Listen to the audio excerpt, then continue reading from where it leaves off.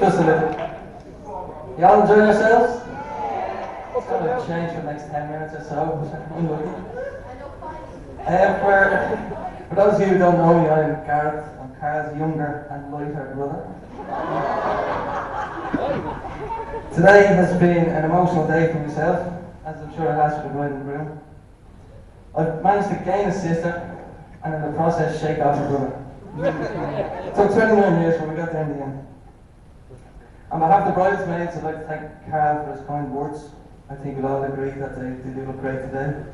The hair from Nicky Clark, the dresses from Gucci, and the foundation from B&Q.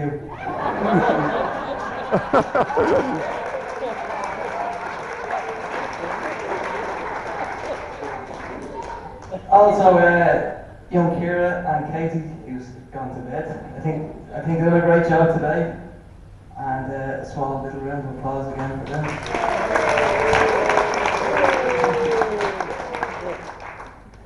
And lastly, I think you'll all agree that they're all only outshone by Ruth herself. It looks fantastic.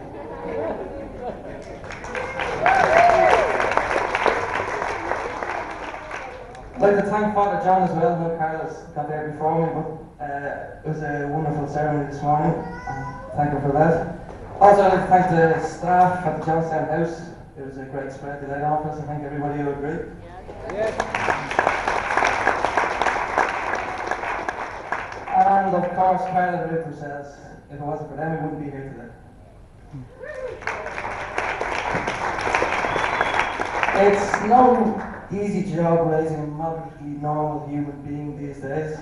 So congratulations has to go to Nolly and Oliver, and sadly commiserations to my own parents. They got close, but not quite. It's at this point that it's customary to sing the praises and highlight Karl's good points. But sadly, ladies and gents, I can't sing and I'm not a lawyer. For the past 10,715 days, to be precise, Karl has been my older brother, and as many younger brothers can testify, I suffered, and I have emotional and physical scars to show for my suffering. I'm sorry later in the residence bar. The second brother is taking the water, but Karl is taking the boat. We shared a room together for around 25 years or so, and there were some nasty sights I sadly awoke to in the dead of night. Karl, as some of you may know, he's prone to sleepwalking, and sadly, as I'm sure Ruth will know, he also sleeps naked most of the time. This combination can strike fear into even the hardest of men. It's quite a sight. I often woke up in the middle of the night, and I seen this full moon heading straight for me. As I got a little bit closer, I did realise that I was in fact Karl's bare ass. I thought to myself, I better act fast and think fast. The results of this could be fierce nasty. So as I started throwing punches at his bare bum, I thankfully managed to wake him up, because at that stage he was lifting up the duvet to get into bed beside me.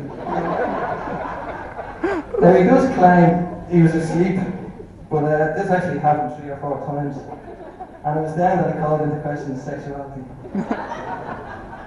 Still kind of wondering about that one. As you can imagine, when my parents decided to get us bunk beds, I was the happiest man in the planet. I thought to myself, I'm never going to suffer that again. You can't get me up here. I was wrong. It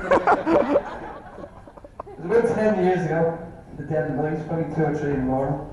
I awoke to the sounds of somebody shouting, "Help, help, no, no."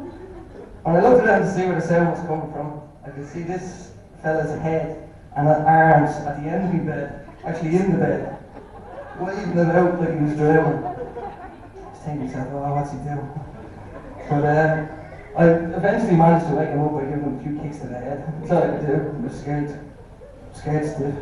But the next day, I told him about the situation, and I told him what had happened. And he said, oh yeah, I think I might have been asleep for that. I said, what were you dreaming of? And he said, he thought he was being buried alive in a Vietnamese prisoner at a war camp.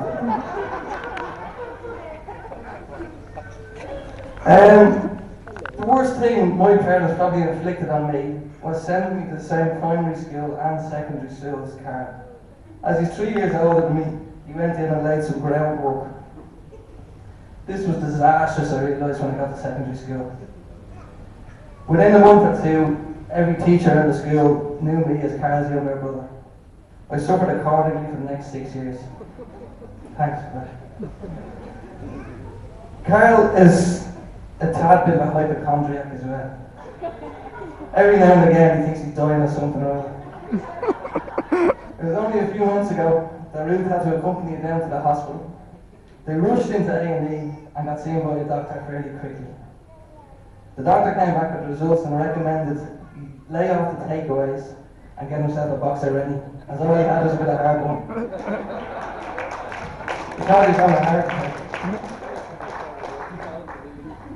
4 weeks ago today, or 4 weeks ago yesterday, we went to Barcelona on the Stags, where Karl pointed out that I went to bed early. I was very tired, as were the lads. We managed to dress him up as Santa Claus on a Saturday. This had disastrous effects on one little Spanish boy. As we were walking down the middle of Las Ramblas, which is like the Grafton Street of Barcelona, one little boy seen Santa Claus, and he was delighted. He ran up behind Karl, Karl turned around, and it was from that moment that little boy's view of Santa Claus was tainted forever. He now views Father Christmas as a dishevelled drunk. And I'd like to take this opportunity to publicly apologise to little Fernando's parents. For legal reasons, I can't discuss the matter any further, nor the trip. I've known Ruth now for around about 5 or so years, I think it is. And I've come to know her many good points.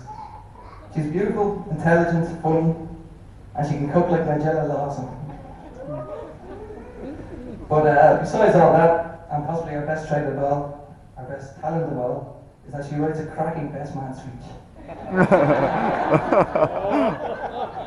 I did, however, notice at the same time that she has one major failing, and that is, of course, her judge of character. How did you ever do it? Karl and Ruth, they met in Intel, I think it was around about 5 years ago or so. Karl, for some reason, was entrusted with the job of training Ruth in. The tides have turned somewhat in the last 4 years. You can see what's going on. Ruth is trying to train Karl in ever since, and through no fault of her own, the results have been less than impressive. He's only just out of nappies. I think everybody agrees that the best gift anybody can receive is the gift of love. And I think this Christmas, Karl received the gift that everybody is after. A Nintendo Wii.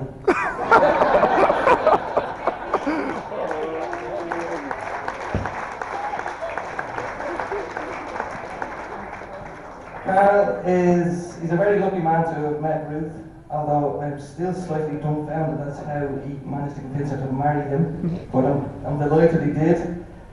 I'm not married a whole long length of time. I'm not married very long.